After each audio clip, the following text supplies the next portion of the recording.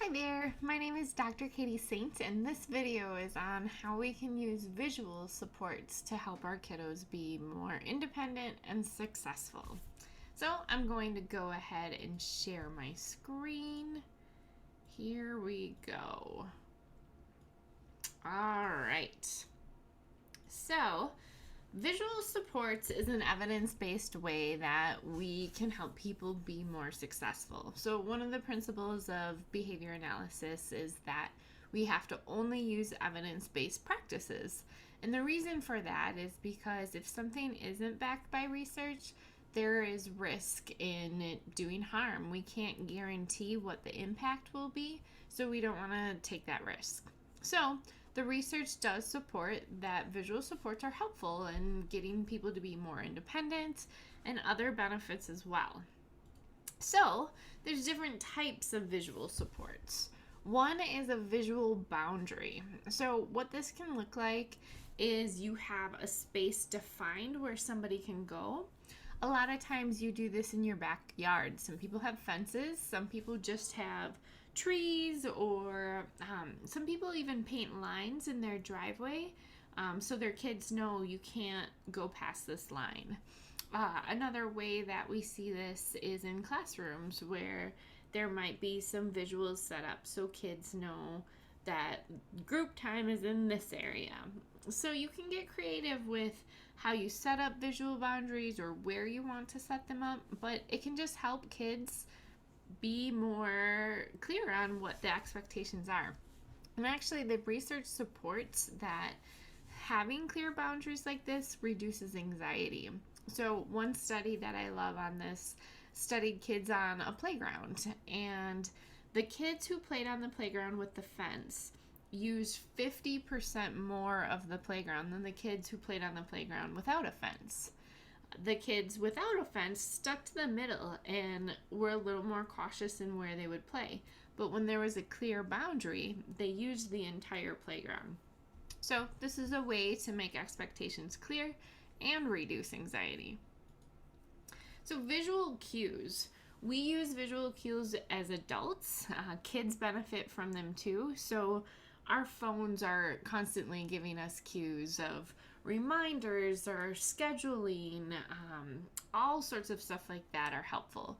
You can put visual cues up in your home. A lot of people have stop signs on their doors to remind their kids you can't just run outside, you have to stop and ask somebody. It can look different depending on what you need. People have visual cues in their bathroom, in their bedroom, all sorts of areas like that. So, next is visual schedules. So, this can be helpful to set expectations or routines. So a lot of times you'll see this in therapy where we'll make a picture schedule so the child understands what's expected of them. Sometimes there's anxiety around like what all are we going to do? Is there an end to this? Or that type of thing. And so if they understand this is the schedule, after these 3 activities, I get a break. That can reduce anxiety, that can increase compliance, and just help them kind of feel better about life. So more examples of how we can use visual prompts is pictures or images. So what people do sometimes is they'll take a picture of a clean room and then they'll print that picture out and laminate it. And then that can be the visual prompt of, you are not done cleaning your room. It is not up to standards unless it looks like this picture. So that can be really helpful. Routines. People create visual schedules of morning routines or nighttime routines, shower routines to help people just know what's expected of them. Photographs, task analysis. So task analysis refers to when you break down the steps. So we see this in the shower a lot where you break down the steps of showering, and so then they can independently shower following this task analysis. Objects can serve as a visual cue. So for example, if I leave my kid's backpack by the door, they're more likely to grab it on their way out to the bus. So you can put objects in different areas to serve as a reminder. And that way, if if the object serves as a reminder, you're taking the dependence off of you and putting it on the environment a little bit more. It's a way to fade prompt dependency.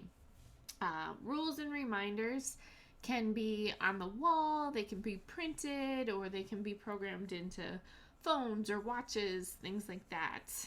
Reward systems. A lot of times people have visuals of reward systems, and that can be really helpful because it serves as a reminder and motivation. Like, hey, remember what you're working for. It's worth it to put this effort in because you really want that object you're trying to earn. Lists can be helpful. I use lists for myself when I go to the grocery store, when I have a lot to do. And if you're like me, it's very reinforcing to check those things off the list. So that can be just a fun way to hold yourself accountable so you don't forget things, but then also reinforce yourself for getting things done. So schedules is the next one. We kind of talked about that a little bit, but you can have the schedules be short, like this is what we're going to do in the next little bit. Or you can have the schedules be like the month, the week, who's going to come what day. Sometimes things like that can be really helpful. First then boards can be helpful if we want to make things really simple and clear. Do this, and then this good thing happens.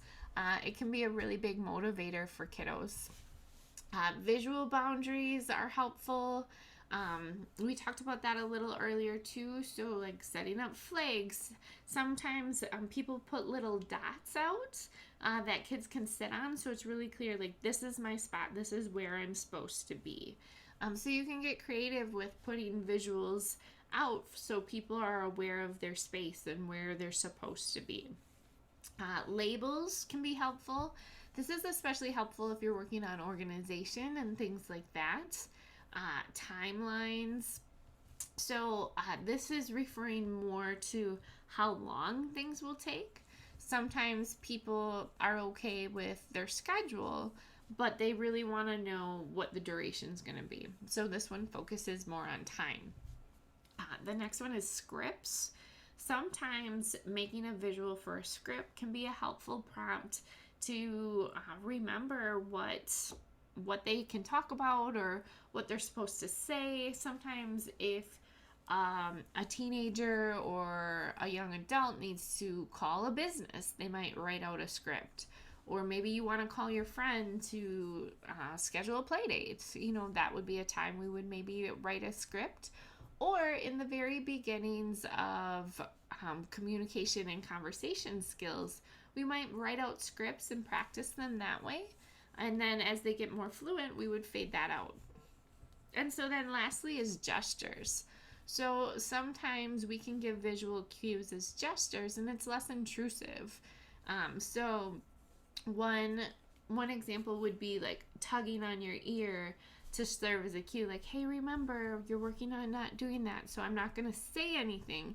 But if I tug on my ear, that's a cue to you to stop picking at your skin or, you know, whatever it is that that person's working on. So moving on to the benefits of visual supports, it's really helpful for task completion. It's helpful for navigating social situations and making expectations clear. It helps with organization and executive functioning skills.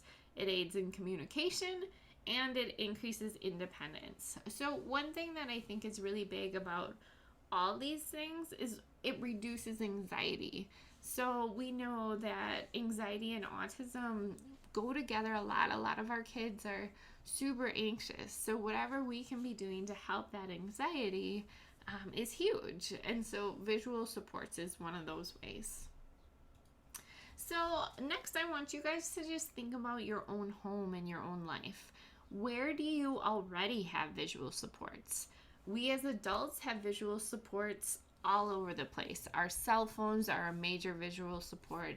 Our planners, we have things on our fridge that remind us of upcoming birthday parties or weddings, things like that. So there's tons of visual supports that are already in place.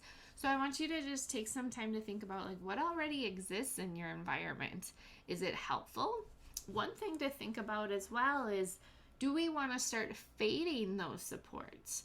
Because long term, some supports can stay forever. Like, for example, I will never memorize my schedule every week. I have too many moving parts to not have that visual prompt of where I need to be.